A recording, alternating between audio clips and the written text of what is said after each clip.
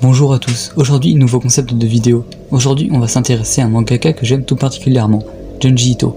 Comme certains doivent le savoir, une version animée de certaines de ses histoires est parue en 2018.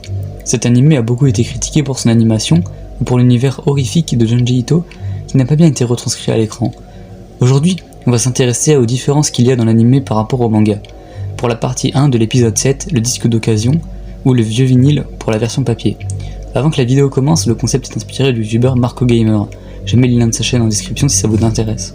L'anime commence avec un plan très court sur la pochette et son vinyle, accompagné de la musique en fond. Dans le manga, cette scène est un peu plus longue, avec des plans sur les personnages et se finit par une réplique pas très importante faite par l'héroïne. Ensuite, l'anime et le manga sont similaires à ce niveau. Nakayama, l'héroïne, demande de faire graver le vinyle, mais son ami Ogawa qui possède le disque lui dit que non car ce serait lui voler de son charme. Et après avoir dit ça, Nakayama lui demande où elle a acheté le vinyle. Dans l'anime, Ogawa se contente de lui répondre « Je ne te le dirai pas ». Et dans le manga, elle répond « C'est un secret ».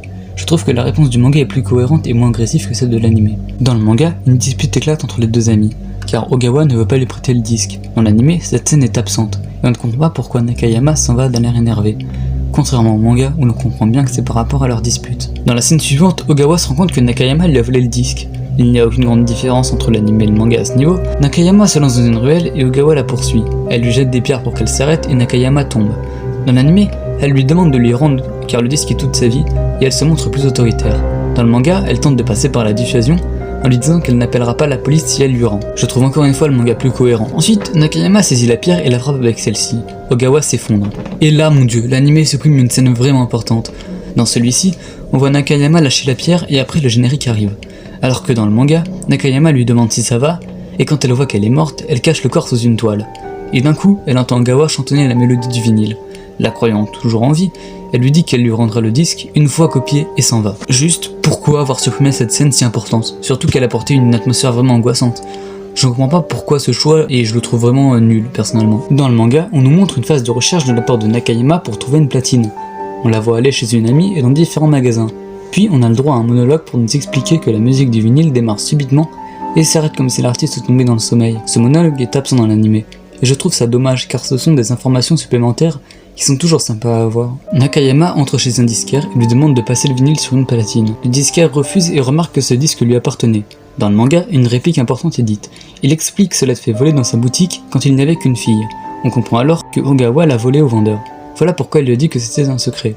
Dans l'anime, cette réplique est enlevée, le libraire déclare que ce disque, il y tient plus qu'à sa vie, et attrape le bras de Nakayama qui arrive à s'échapper.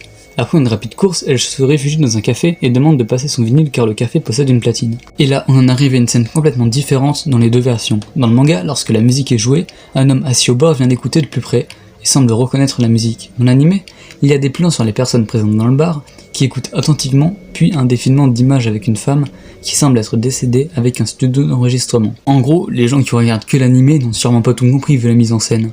Effectivement, dans le manga, la musique se termine.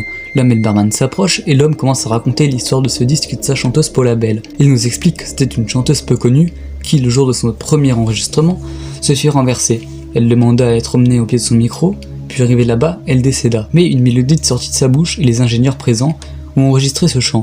Effectivement, sans les explications fournies par le manga, l'anime est bien moins impactant et compréhensible. On peut comprendre avec la mise en scène de l'anime, mais sur ce coup, le manga est bien mieux réalisé. Et vous en pensez quoi? Après être sorti du bar, Nakayama se rend compte que l'homme l'a su pour lui voler le disque. Dans la course-poursuite, elle tombe sur le vendeur toujours à sa recherche. Puis dans sa course, elle se rend compte qu'elle est dans la même ruelle que celle où elle a tué Ogawa. Donc là où se trouve le corps sous la bâche. Nakayama tente de monter sur les rondins de bois pour fuir, tandis que le vendeur voit la bâche en croyant que Nakayama se cache dessous. Il soulève la bâche et voit le cadavre d'Ogawa. En escaladant les bûches, Nakayama tombe sur l'homme du bar et prend peur. Elle tombe ailleurs dans les bûches et meurt sous les rondins. Dans l'anime, on voit l'homme vite récupérer le disque, alors que dans le manga, le vendeur trouve le corps de Nakayama inanimé.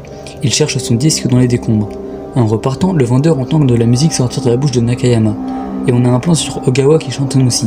Pour ça, dans l'anime, on a juste l'homme avec le disque qui écoute la chanson. Ça a énormément moins d'impact et je trouve le manga mieux fait. On nous offre une fin morbide, tandis que dans l'anime, on ne comprend pas pourquoi l'homme entend de la musique. Donc voilà, cette vidéo prend fin maintenant, j'espère qu'elle vous aura plu, mais en tout cas ça m'a plutôt plu de la faire. J'ai décidé de faire cette vidéo sur cet épisode en particulier, parce que j'ai trouvé déjà beaucoup de différences quand j'ai relu le manga, et que j'ai beaucoup aimé son ambiance, que ce soit pour l'anime ou pour le manga. Les deux avaient une ambiance plutôt unique et j'ai beaucoup aimé. En tout cas, si ça vous a plu, n'hésitez pas à liker et à vous abonner, ça fait toujours plaisir. Et je vous dis à la prochaine, peut-être pour ce nouveau type de vidéo.